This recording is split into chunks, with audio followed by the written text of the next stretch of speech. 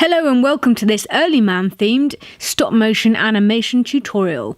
I'm Tortor and I'm a stop motion animator, and because Early Man's out in cinemas today in the UK and I'm a huge fan of Aardman, I thought I would treat you to an Early Man themed tutorial. So in this tutorial you're going to see how to make a piece of stone made out of plasticine crumble to reveal a word or a phrase. In this tutorial we're revealing the words Early Man, which is the title of the film. So a technique often used in stop motion animation is to film sequences in reverse.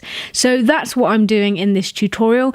The final frame of the sequence is where I'm going to begin. Now in Dragon Frame you can toggle reverse sequence, which is really helpful. It's the backwards triangle, and this means that your sequence will play in reverse.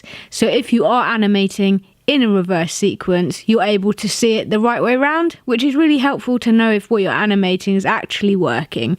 So I've got that on toggle, and it means that I can flick between things and see if it's looking all right the correct way around. So as you can see, we've got the words spelt out and lots of little stones that have fallen away around the words. So what I'm going to do is I'm going to carefully move these stones back towards the words, and frame by frame they will start reattaching themselves to create a solid piece of stone. Now, as long as you make sure each individual stone is moving in the same direction continually, it should look realistic enough. So I'm just rolling the stones up the words. The tiny little stones I'm attaching to bigger stones because when you play this back in reverse, it will look as if the stone has hit the ground and fragmented, which is a more realistic kind of look. If a stone is dropped on hard surface, the likelihood is it would fracture. So just trying to add a little bit of reality there. You're going to be handling the letters quite a lot, pushing the clay stones up against them. Try and support the back of the words when you're doing this, just to avoid knocking the words over or moving them in a way that you didn't want them to move, because then you'll have to try and reset them, which is always quite difficult. So I'm just making sure to move stones from behind the text as well to make this look as realistic as possible. Don't want to neglect any stones because that might ruin the illusion. And then I'm just starting to smooth the stones into the text. So frame by frame, the stones are going to be merging with the actual letters to give the illusion that this was a solid piece of stone, and as the earth quakes, it's fracturing and parts are falling away. The easiest way to smooth clay, just hold the clay as firmly as you can and just use your thumb to smooth the clay. Just pull it, spread it across the gaps and blend sections together. This sequence is going to play back quite fast, and I'm going to add an earthquake shaking effect to the image, so you don't have to be as accurate or realistic with the way that the plasticine's blending together. The added camera shake will cover up any imperfections. It means you can animate a little bit faster and not have to be so careful.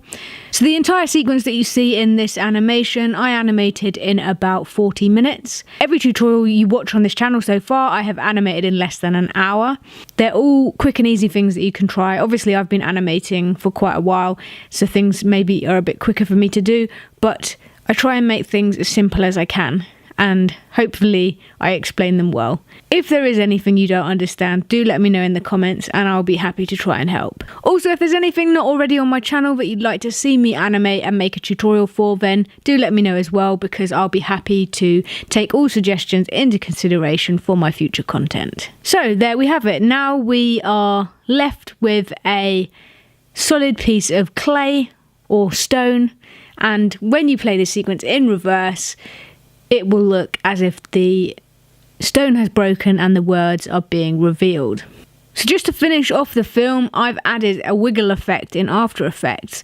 This is quite easy to do. You can export your video from Dragon Frame as an MP4, and then you can import that MP4 straight into After Effects. You just want to drop down and go to the position, and then go up and click to animation and add expression.